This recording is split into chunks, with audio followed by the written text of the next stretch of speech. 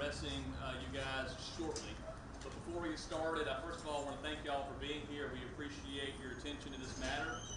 Secondly, I do want to say that I would ask that we hold all the questions until the conclusion of both Dr. O and Sheriff Woodruff's presentation. And so, again, thank you for being here, and I'm going to go ahead at this point and turn it over to our Sheriff, James Woodruff. Sheriff. Good morning, and thank y'all for coming. As we talked last week, the Department of Public Health came forward and said I was going to test every inmate at the Troup County Jail. We have done that. That wanted to be tested. I'm going to give you those numbers. We tested last Friday 316 inmates at the Troup County Jail. We got the test results back. 71 of those are positive. 242 are negative. We have 3 cases that are pending that have not, the results have not came back on those. 21 inmates refused to be tested, in which we did not force them to be tested. Our total population is 391 inmates. The number of staff tested was 48, and that was our jail staff. We only had 2 positives. The rest of those were negatives, and we're very pleased with that. I think it's showing that we're doing something right when we're wearing our mask and our gloves and so forth. I do want to offer special thanks to some people. I would be remiss if I did not thank our DA and our ADAs. They've worked very closely with us in helping get people released that were needed to be released. They're still working with us. The solicitor's office, Sandra Taylor, our solicitor, and her staff, our Superior Court judges, our state court judge, Jeanette Little, our magistrate court judge, Vicki Sue McWaters, our law enforcement partners. One thing these people have agreed to do is not to bring people to jail if they can cite them and release them. There are some cases where you have to be brought to jail, but they've agreed with us that we want to keep as many out of jail as possible, even in booking. So they are citing them, giving them a court date, and releasing them on minor charges. And I want to thank our PDs and our GSP and other law enforcement partners for that. And I also want to thank the Department of Public Health and Dr. O and all they have done to help us with these testings that have gone forward. It's at least now we've got a level playing field. We know what we've got. We're working to get those quarantined so that we can start that 14-day. We've got some that'll be coming off quarantine this Friday. We actually kept them on quarantine for 3 weeks, a week longer than normal, just to make sure they were fine to go back in the general population. At this time, I'm going to turn it over to Dr. O for some comments he wants to make. Dr. O? Good morning. I just wanted to add the 3 pending that the sheriff mentioned. They will all be retested. 2 of them, the dates of birth were switched, and 1, the test was no good. So all 3 are going to get retested, so they will stay in quarantine. We are now working with the sheriff's office to work to get all the positives quarantined and separated from the rest of the general population. In that regard, we have procured the services of Dr. Ann Spalding. Dr. Spalding is a professor at Emory University. He's a professor of infectious disease medicine, and her specialty is correctional facilities. Dr. Spalding will be coming in tomorrow and doing a walkthrough of the jail to just get an idea of the layout. And then she will be joining us at 11 o'clock for the Facebook Live that's following. And then moving forward, she'll be advising us on all the mitigation procedures we'll be doing with the jail and with the sheriff's office. But again, I want to join in thanking the sheriff for his, we were able to turn around after Tuesday when we said we were going to do the testing. We were able to, within 48 hours, turn around and get everybody tested.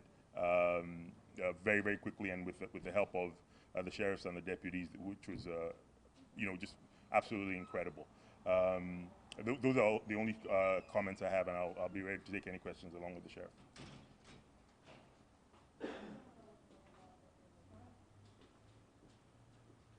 All right, we're going to open it up to questions. If you have a question, please raise your hand, and we'll call on you one at a time and allow you to ask the question. Ma'am in the back, in the black pants.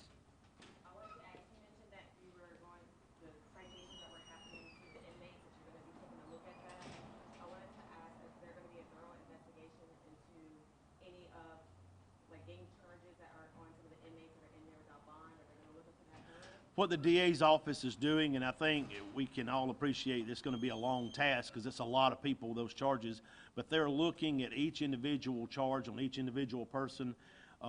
Bishop Adams and I worked together just yesterday on getting somebody released that needed to be released, and we were very instrumental in working with the DA's office. So they are working with us, working with the public defenders. It still takes the public defender's office, and it still takes those lawyers that are representing these people in jail to get involved. The DA's office cannot do it alone, nor can the solicitor's office. It takes that person's lawyer to step forward too and try to help get them a bond. All right, Ma'am Blunt, ma'am? How are you specifically quarantining the inmates who have tested positive for COVID? Well, there's two things we've got to do. We've got to get them away from the general population, but we also have to be mindful of their charges. You know, we can't put people that are dangerous in there with a young kid that's in there for driving on suspended license. So we've got two challenges. One, get them away from people that are not positive, but two, put them in a place so they can quarantine for 14 days and not be a danger to each other, not fight and send people to the hospital. So working with Dr. O and Dr. Spalding tomorrow, hopefully they will be able to help us with that and figure out exactly how we need to move forward, since she is an expert in corrections. You want me to call on Erica? Yes, sir, please. Ma'am? Yes, why not release the ones with suspended license? No, I'm saying that's what we're doing. That's what Judge Little is working on right now. She's got a comprehensive list of everybody that's in jail on misdemeanor charges. However, some people are in jail on misdemeanor and felony. So when she looks at it, then she has to send it to the DA's office so they can look at it. But again, we've got to remember our lawyers have to be present with all this that's going on. Yes, ma'am. So, you said that you are keeping people in quarantine for 3 weeks. We did this last group. Normally, it's 14 days, but we just wanted to make absolute sure that when they came out of quarantine, they were not going to be positive, so we decided to keep them 3 weeks. And you're also saying that you're releasing some of the quarantine will end, some will end on Friday, correct? That's the ones that were already up there. They're the ones that are doing the 3 weeks. So that means that you know that you had COVID in the jail for the past 3 weeks and only tested people on Friday? No, the Department of Public Health, we've been testing people all along as they became symptomatic. But with anybody in the community, unless you're symptomatic, you do not get a test. The Department of Public Health came forward and said, look, we'll test everybody whether they're symptomatic or not. And they stepped forward and, Happened when the first person had COVID in a jail and caused spread. I'm sorry, I can't hear what you said. 2 weeks of not having the Georgia Department of Health coming out? We have been working along with the Georgia Department of Health or the District 4 Health all along. Hang on, let me come over here. Yes, ma'am. After new inmates start to come in, will you guys continue to test like on a weekly basis? Now, we will not be doing an actual test. We check their temperatures, and we have questions just like when you go into any hospital waiting room or something. They ask you the questions.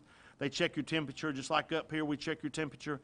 We'll continue to do that. If they're symptomatic, we will get them tested, but if they're asymptomatic, we just cannot continue to test everybody that walks through the door, because some people will make bond and actually leave within an hour or so. Yes, ma'am. This kind of just piggyback kind of off of what she just said. What is the long-term process or plan that you all have put in place, if any, to continue to make sure that the inmates are going to be safe and the ones that are inbound inmates? What's the plan? Well, as I said before with her question, we're testing them. They're testing their temperature when they're brought to jail for booking. We're asking them those questions that you're asked everywhere that you go when you go into a public building or a private place. And we're still doing that. If they're symptomatic, we want to get them tested.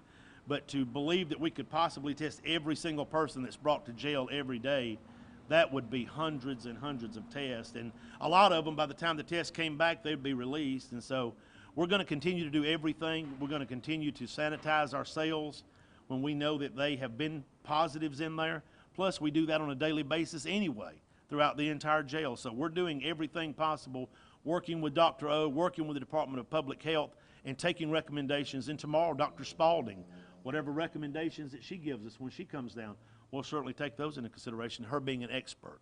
Yes, sir. Can you just real quickly go over again? What date did you do the mass testing? It was last Friday. Last Friday? Yes, sir. And what was the results again? The results were, let me get my paper back. I want to be correct when I tell you this. We tested 316 inmates, 71 were positive, 242 were negative, and 3 were inconclusive, and Dr. O spoke to that they're going to do some retesting on those. Yes, ma'am. What is the maximum capacity of the jail, and then at what number are you currently operating? How many inmates are I think when we put this list together, we had 391, but we can hold about 600 in the jail, not counting the annex up on the hill. Just the jail can hold about 600, but that's close quarters when you got 600 inmates in that jail.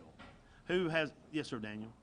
Hey, Sheriff. So we're getting a lot of calls from inmates in the jail, and what we're hearing from them, complaint-wise, is they don't think they're getting the care that they need. So what is the process for evaluating the care that the inmates are getting to make sure they're getting what they need? And then is there a complaint process if they don't? Absolutely. Anybody can complain to me. The inmates can send emails. I get calls from family members all the time saying my son is in the back or my daughter's in the back, they need medical care. I personally send somebody back there to get them, to take them to medical. So if any families have concerns that their loved one is not receiving good care, feel free to reach out to me, reach out to my Chief Deputy, John Whitney. We're always there to answer those questions because we want your loved ones to receive the medical care that they deserve while they're in jail. Yes, ma'am. Yes, so when while they're there, Hang on a minute, there's noise, I can't hear you. while they're there, and if they're sick, they are charged $5 for Tylenol, They're charged $5 for the doctor's or the nurse's visit. or just for the visit, Yes, ma'am. but not for the They don't, and if they give them a Tylenol, that's included in the $5. Oh, okay. Who's that? Who have I not called on? Yes, ma'am. County jail, they said they only had 3 staff nurses at that time with 363 inmates. No, they have nurses. Usually we have 2 to 3 nurses on day shift because that's when we do the PPEs that they have to do once a week. They have histories they have to take. So those nurses help on day shift. Now, at night shift, there's only 1 nurse per shift because all they have to do is answer calls for medical help and give out medications throughout the night. Yes, ma'am, in the pink. My question is, what are we doing about the people who are in booking and they're in the front and they haven't been tested for coronavirus and they're still bringing people in out the street and they're still sitting there? I have a loved one who's been sitting in that spot for 4 days. In booking? He hasn't been tested in the booking cell. He has not been tested for coronavirus. He said he's seen people come in, people go. He says like 11 people in the dorm and they have, what are we doing about that? Well, as I said before, when they come into booking, we do their temperature. We ask them the questions that you get asked anywhere that you go when you enter a building. If they're symptomatic, we can get them tested. But if they're asymptomatic, there's no way we could possibly test everybody that's brought to jail and released. I understand, but what about their safety? People coming in and out and they're still sitting there. Is he? I would have to talk to you personally about it, and I'll be glad to. But I don't. Is he waiting to make bond? Because if not, we need to put him in the back. So talk to me after this, and I'll be glad to try to help you with that. Yes, ma'am. We're with the family of the inmate group that created on Facebook. Yes, ma'am. And a lot of family members have that couldn't make it today to ask their questions, have sent in questions. Can I ask you these questions? One question is, will you provide rapid testing upon intake of the people that's coming off the street? And as I said, we're going to do the temperature. We're going to ask the questions with the medical questionnaire. But nobody coming off the street unless they're symptomatic is going to be tested. Sir, can I Yes, comment Dr. about Rupp. Will there be Hang on, another full Doc. testing of facility in 12 to 14 days of the ones that have tested positive? Let me talk a bit just to the rapid testing. Okay.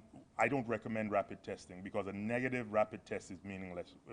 Negative rapid test, you still have to go back and do a PCR. Okay, so imagine a situation where you do a rapid test, the person comes out negative, we still have to do a PCR, and then the PCR turns out positive, but you've released them into the general population. So we're not, now the sheriff can make that decision, but we're not recommending a rapid test. Okay. Will there be another full testing of the facility in 12 to 14 days? No. Infected inmates need to be housed in isolated area. Is there a plan to do so? There is, and that's what I spoke to earlier, where we're trying to not only separate them from negatives, but we got to separate them from according to their classification and what their charges are. Okay, and just backtracking, what was the initial plan and why did it fail? What initial plan are you speaking about? When you had the COVID outbreak, Right. what was your initial to do what we have been doing in the community, and that is testing only symptomatic people, not asymptomatic. And we did that. And then we talked with the Department of Public Health, and they came on board and said, you know what, let's test the whole jail. And they were instrumental in helping us do that. Up until that point, we were doing what everybody else in this community does, and that is testing only symptomatic people. Why are people being taken to the hospital last minute instead of when the extreme sickness appears? I don't know that any have been taken last minute. What happens is when we have a sick inmate, I'm not in a position, I'm not a medical person, so I'm not in a position to say they need to go or they don't need to go. That's for our medical team to decide. They are the experts there, and if we take them to medical, they examine them and they say they need to go, we take them immediately. If they say they don't need to go, we have to rely on our medical unit and our people in there to make those decisions, as we would a doctor. Yes, ma'am. Let me ask. The 21 people that refused, like, what are you doing with them? Are you isolating them? Because you don't We're just watching them to see if they become symptomatic, but we cannot force an inmate to take that test. We can't hold them down and forcibly. Are you putting them back in population, or are you separating them? I think, They're being separated. yeah. They're being housed in different areas. There's some inmates that haven't had a bond yet or bail. Do you know when they're gonna start cracking down on that? Again, as I've answered before, and I've talked extensively with the bishop about this and others, we've got to get the public defenders involved in this. We've got to get their lawyers.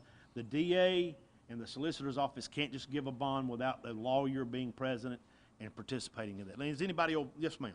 Yeah, and in the meantime, like you're waiting for all of this occur with this attorney and stuff, are you requiring the inmates to wear masks? We providing inmates with masks now. We cannot, like anything else, I can't force an inmate to wear a mask if they don't want to. Our officers wear masks and gloves for our protection and theirs. Some inmates take advantage and want a mask, and some do not. And if they don't want it, then I can't force them to take it. Yes, ma'am. Okay,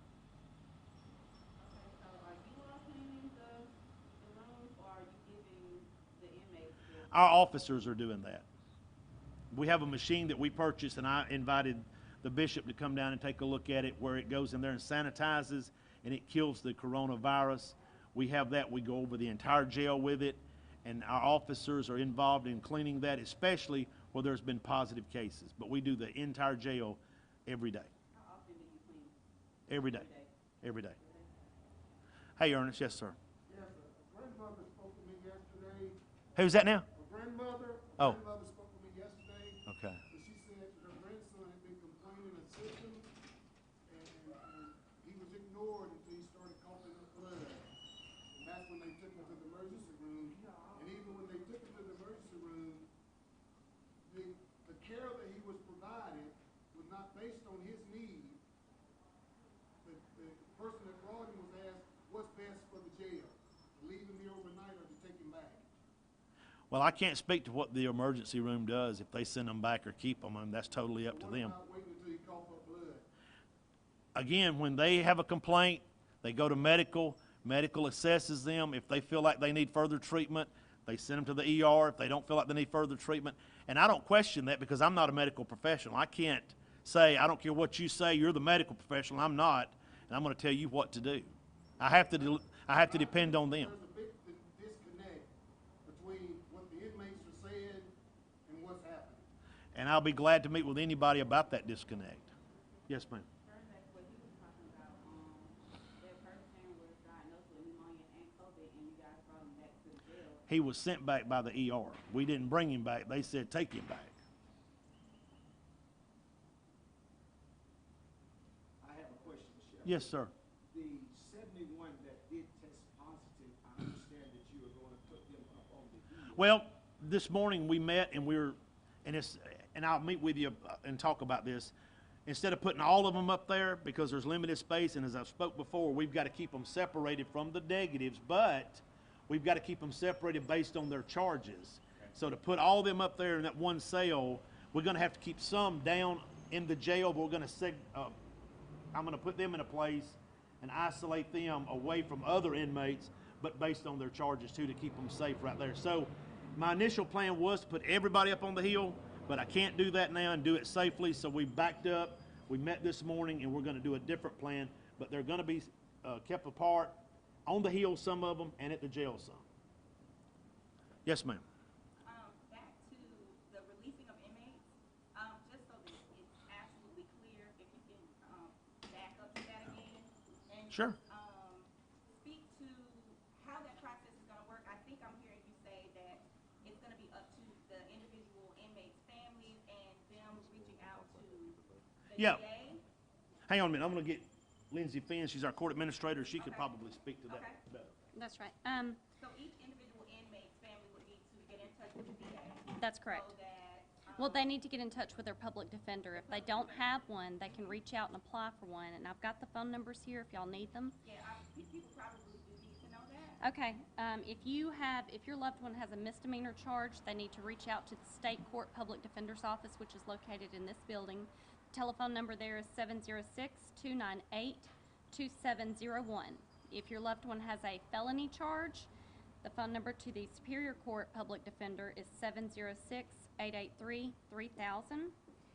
If your loved one has a private attorney, which many do, make sure that they understand that the private attorney does need to contact the DA or solicitor and request a bond hearing. That's the only way we can get that done. The judges are working hard every single day, but they cannot initiate that. It has to come from the person's attorney.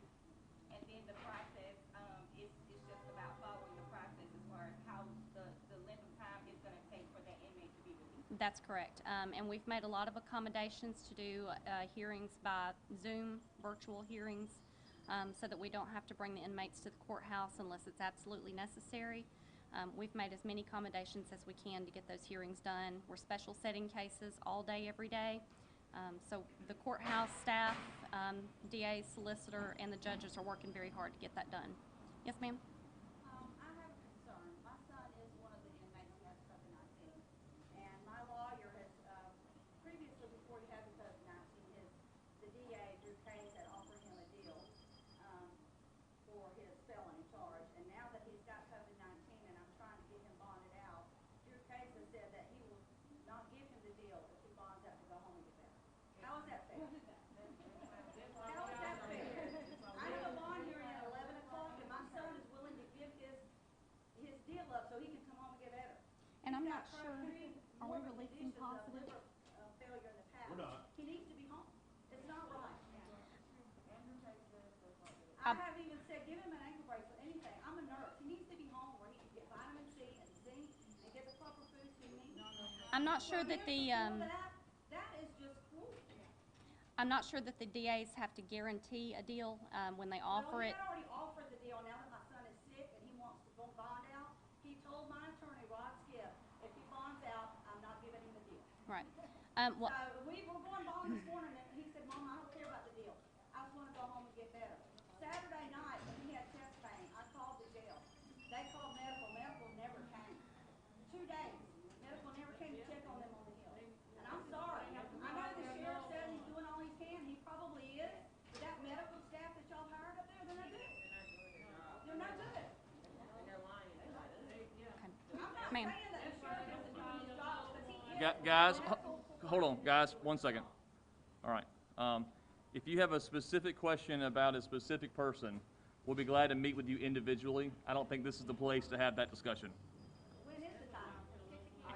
Make an appointment. I'm the county manager. Okay, I like this. I have a question, because and ma'am, Rod Skiff is here in the courthouse today. Yeah, because we have a bond hearing at 11, so we'll see if God Yes, gets ma'am. it, but he won't get the deal. Yes, ma'am. Go ahead. For the sheriff. But is it told you? No. We need the DA out here for those. Some of it, if we be honest, is the criminalization of poverty. You know, some of the people can't bond out because they can't financially. And I think 2 years ago, I had a conversation with you about how there was a time if people owned property, they could bond their family out. They do now.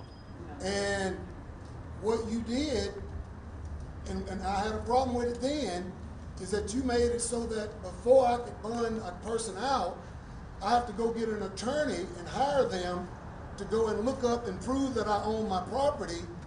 Then, my property has to be double the bond.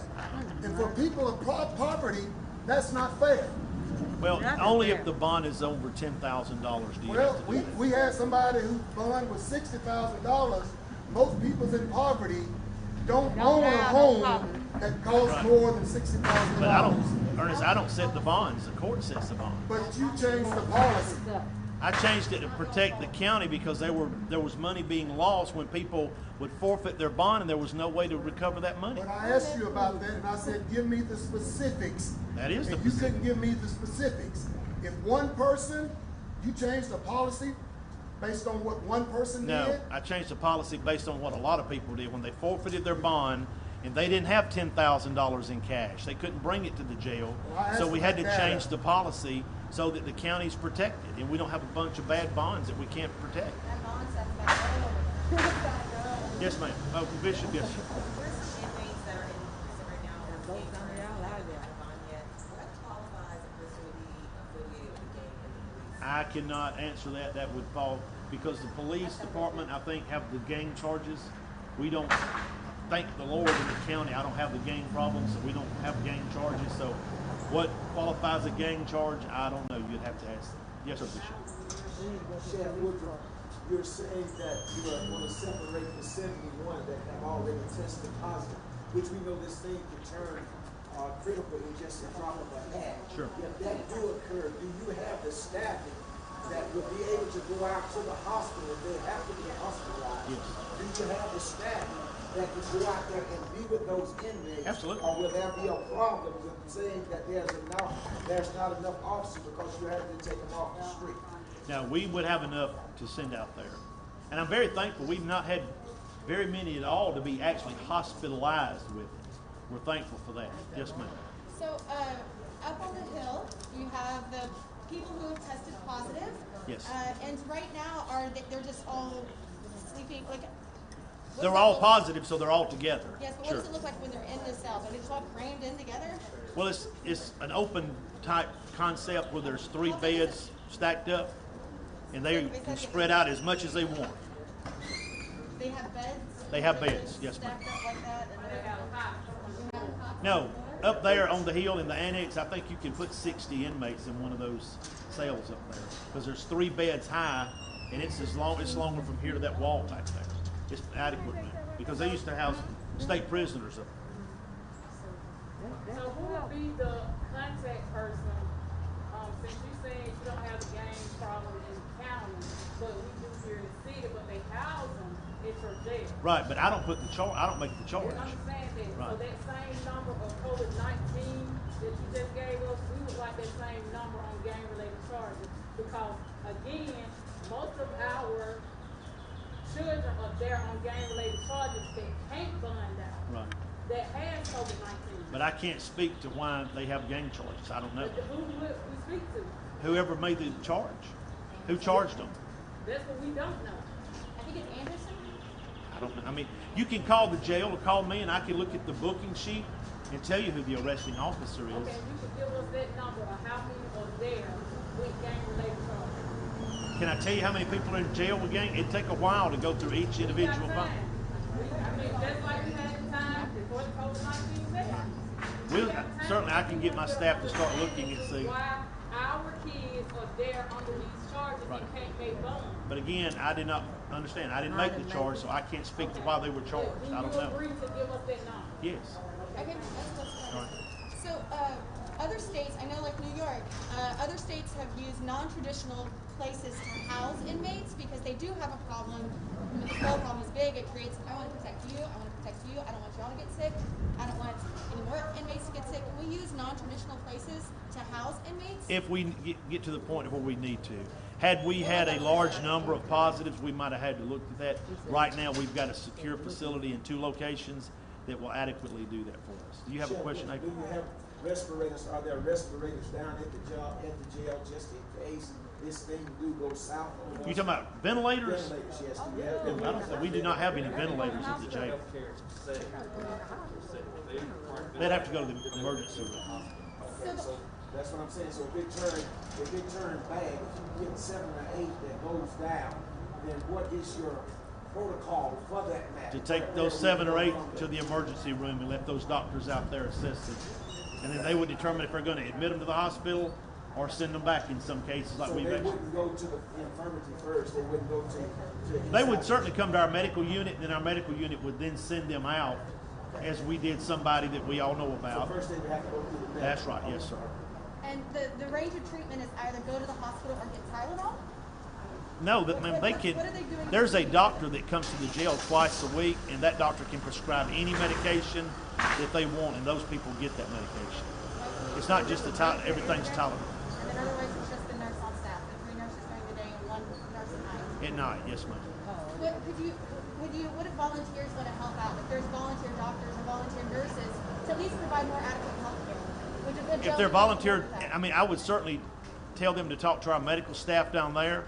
I don't want to walk into medical and say, here's 3 doctors that I think we're just going to stick in here with y'all, because that is what we've Troup County contracted with that company to provide medical care to inmates. And so they're providing that care, and if they want extra help, they can ask for it, but I'm not going to walk in there and say, here's 5 more doctors, you just got to let them work in here with you. Yes, ma'am. If you had a family member or a son or a daughter who's being housed in the jail, could you tell me if you feel like that treatment that they're currently receiving via MESA and they're now helping? I will tell you this, I have had family members that have been housed in that jail. I usually move them out rather quickly. I don't like for my own family to be housed there. I don't want nobody to think I show them preferential treatment. But I've had my own family there. I've had a niece there. I've had nephews there that got treatment in that very medical unit. During the COVID pandemic? Ma'am? During the COVID pandemic? No. Ernest? What can we do differently to enhance the communication to the general public so that the questions that we're asking now, you can put them out there so that we don't have to ask them? If you'll get with Stuart Smith, my public information officer right here, we'll be glad to do that, because what we're going to do, and you know, we talked about it last time, we're going to start putting out in Stuart is a weekly report on how many positives we've got, how many negatives we've got, so the community will know how many people have done the quarantine and they're back in general population. We promised y'all that information. We're going to start doing that once a week. And if you have other specific questions that we can't answer because of HIPAA, we can't answer a lot of them. But if we can answer those, certainly Stuart will be glad to add that to his report. Well, you know, and also and it's great that when we say what's recommended, you know, by the CDC, some of us understand that. Mm-hmm. Much of the general population, when you quote that, put an attachment to it so people can read specifically what that recommendation is. And if you'll make that known to Stuart and what you're actually looking for, he can make that happen. Well, Bishop? just when you answer, sometimes you answer a question and you say, we're going to do what's recommended by the CDC. Or Dr. O and the Department of Public Health. Same thing. Right. And tomorrow when Dr. Spalding comes, if Dr. Spalding says you need to implement this and this and this, we're certainly going to take that under consideration. She's the expert. We wanted it, and this is always fluid. I mean, it's never carved in stone. This is what we're going to do, because tomorrow things might change, and we got to do something totally different to make things work. We thought a part of CDC would have been the inmates having masks before last week, but they didn't. Right. See, so when you say CDC, we're not always in total compliance. So if you would spell it out to us, then we would know exactly. Well, hopefully what after you're talking Dr. about. Spalding comes tomorrow, I'll know a lot more about any recommendations that she has. Yes, ma'am. Yes, sir. I'm sorry. So, with commissaries, are they having to buy the masks? No, we're providing masks. What about Tylenol? Again, the doctor's visit is $5 whether you get Tylenol or not. A lot of inmates say, I went to medical and I got 2 Tylenol for my headache and they charged me $5. The $5 was for the visit, not for it included the Tylenol, So but you might go up there and not get Tylenol. Ma'am? What about the ones that don't have the $5 for Then they're medicine? indigent, they get it for free. Okay. Chef Woodruff, with the nursing staff, if you have an inmate that is sick, that's very sick, and parents come down and inquire, are your nursing staff, will they be able to talk with them about their loved one? Sure. How do you go about doing that? Absolutely. I bring the nurse around I've been involved in some of those meetings personally. Sometimes it's just the parent and the nurses, and they come around to the window or to the captain's office and sit down. Now, what they can't do and what you have to continue to understand is, because of HIPAA, if you're in jail and your wife comes down, we can't sit there and talk about what's wrong with you and what you're carrying. Now, you can share it with your wife. We can't talk about that. We can say we have seen him, we've examined him, we're following his care, but we can't talk about specifics. So how would the family know their condition if you all can't? If the family's concerned, like I did the other day, when there's a concern, we'll get them in there in a meeting, let the family talk to them. Yes, ma'am. Okay, because a lot of the sicknesses now that are coming to your premises is from the COVID, should they still be charged the $5 because of something? If they have the $5 on their account, then we charge it. If not, then we don't. No, that's what I'm asking. This has nothing to do with their before sickness or anything, but this has to do with COVID. We'll certainly, I'll have my staff look into that. I'm not going to make a snap decision, but we'll certainly look into that. We're considering it. Yes, ma'am.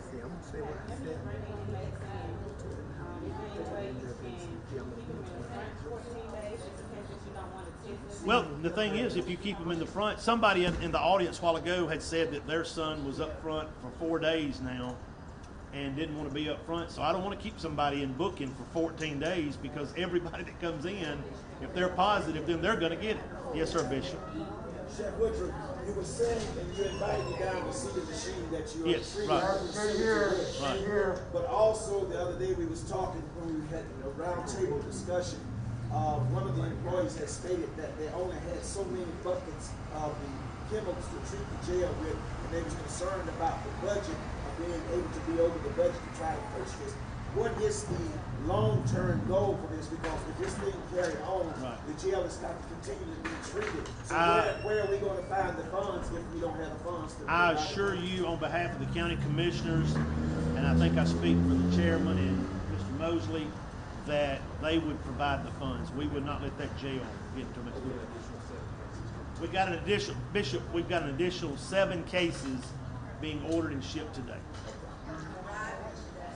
Arriving today. Okay. Yes, sir. Sheriff Woodruff, I'm a resident of Lake. Okay. And you are aware of me because I was there from November the 10th, 2019. I got out May 13th. I got 300 grievances in here right now for for the coronavirus, for me being sick, from Captain Brewer coming down there. So, but I'm not finna expose it now because I'm finna go to Atlanta. And everything I'm talking about, you is aware of. All the people that done got sick back in March, and I got facts in black and white. Why Captain Reeves ain't up here? Because the people asked me. Okay then, it's a lot you don't know what's going on because for 6 months, you didn't even come back there. Captain Reeves, Captain Brewer had to come down there to see me. In which him and my mother and his mother is brothers and sisters. Okay. So at the end of the day, I'm gonna let everybody know. I got 300 grievances right here. People been getting sick from February, March, all this cover up. The speed should set you free, right? So at the end of the day, it's a lot you talking. I'm speaking fact that you don't know what's going on in that jail because Captain Reeves, I got 300 grievances. I just got out March 13th. And everything going on now. I know medical know charging me from the what Major Fleur at? Remember, Major Fleur was in medical with me talking to my mom on the telephone. Right. I'm still sick. I got to go to a lung doctor tomorrow. But for these 300 grievances right here, everything you saying about medical from Tyrone Pete Mitchell had a heart attack. I didn't say that. It took him 29 minutes to get back there when he died. From the other people just had a heart attack. Got sick, Jeffrey Fernandez. I hit the button and everything. I want to let everybody know I got 300 grievances right now. I just got out May 13th from being 6 months. I got it in black and white. I can show it to you. Everything he know what I'm talking is facts. A couple of these officers down there that work there is facts.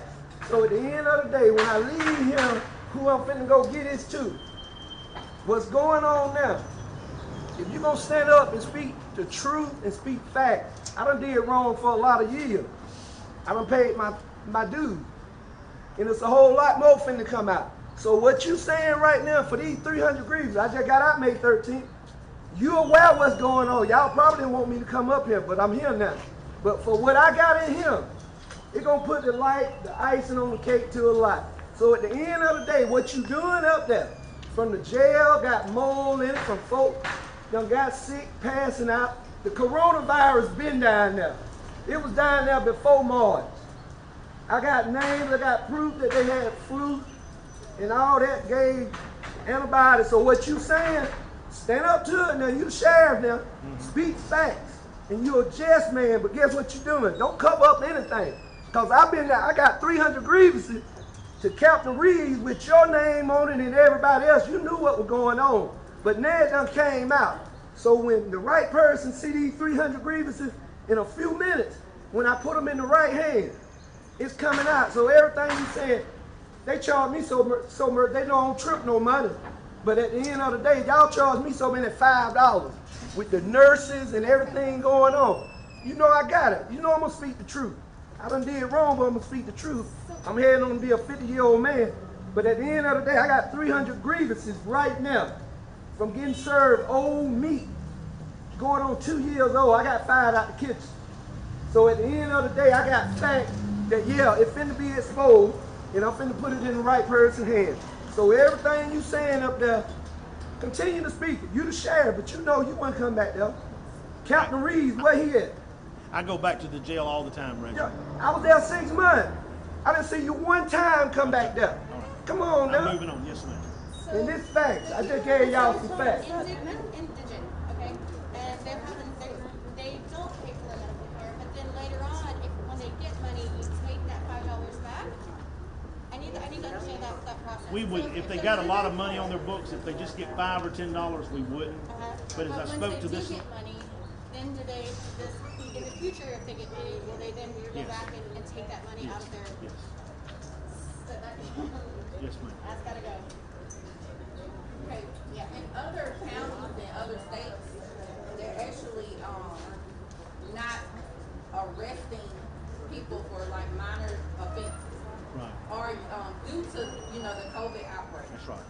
So my question is, do you guys, due to this COVID outbreak in Troup County, have y'all, reviewed that so to cut down on the arrest and maybe changing stuff Maybe you got here a little late. I addressed that. I said, okay. I'm working with the police departments. They've been very instrumental. The Georgia State Patrol, all of our arresting agencies, if it's a minor offense, they're citing, giving a court date and releasing so they're not brought to jail. A lot of people have to be brought to jail because it's serious, but small, insignificant charges, write them a ticket, give them a court date, and let them go. I have a question for Dr. O. Okay, Dr. O. Dr. O, I mentioned a few minutes ago that the masks, if we're following CDC guidelines, the masks were not given out until last week. What would have been the recommendation if the corona started, we was aware of it around March the 13th, somewhere in there? When should the mask have been available to these inmates in those proximities? So the mask, the guideline for the mask, and don't quote me on this date, I believe it was sometime around May, because if you remember at the very beginning, we actually initially were saying don't wear a mask because you would touch your face more, so there was equivocal for a while, and then the definitive evidence started coming up, I believe end of April, around May. So May, probably middle to end of May is when we started making the recommendation that everybody should wear a mask when you have to socially interact. And for a vulnerable population who don't have access to a mask, wouldn't it be in the best interest of the people who are in leadership to get them those masks? For everybody, get a mask. Doctor, I have a question for Yes, sir. you. With all of this uptick in the cases that we have here in Troup County, has the governor and lieutenant governor been informed that we got this uprise that's going on in Troup County and also in the jail? Is he aware of what's going on in the jail? The governor is aware through the state office. He regularly gets updated on multiple times a day, from what I know, on the situation in the state. So yes, he is aware. Yes. Yes. Yes. As a medical professional, some of the medical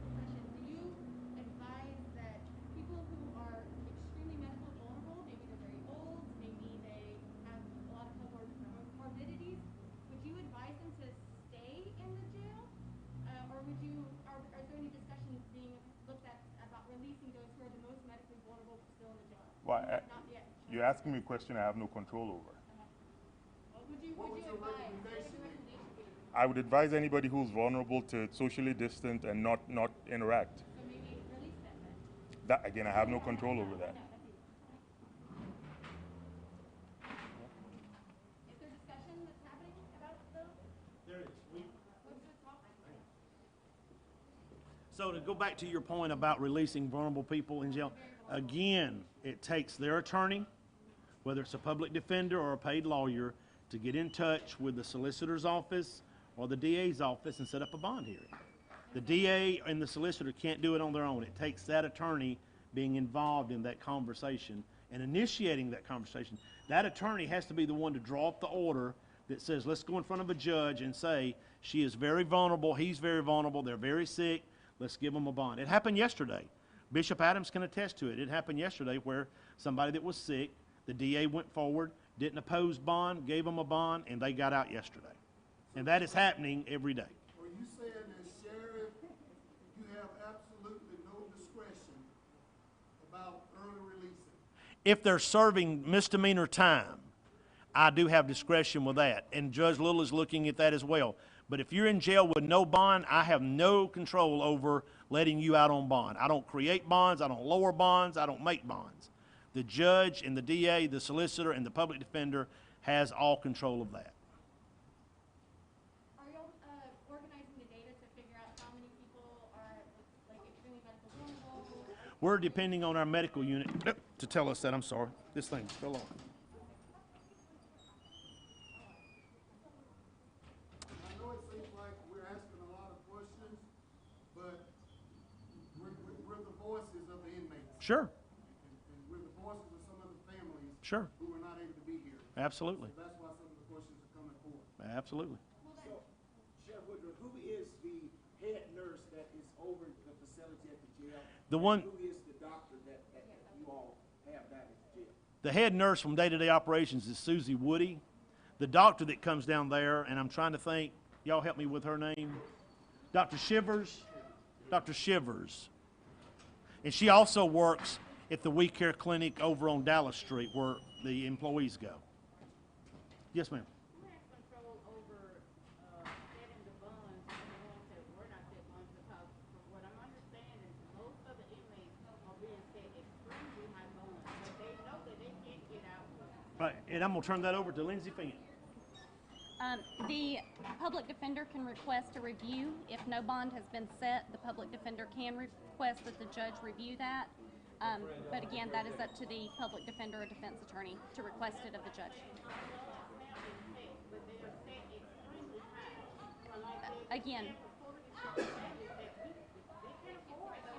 just like with a no bond situation, they can request that a high bond be reviewed.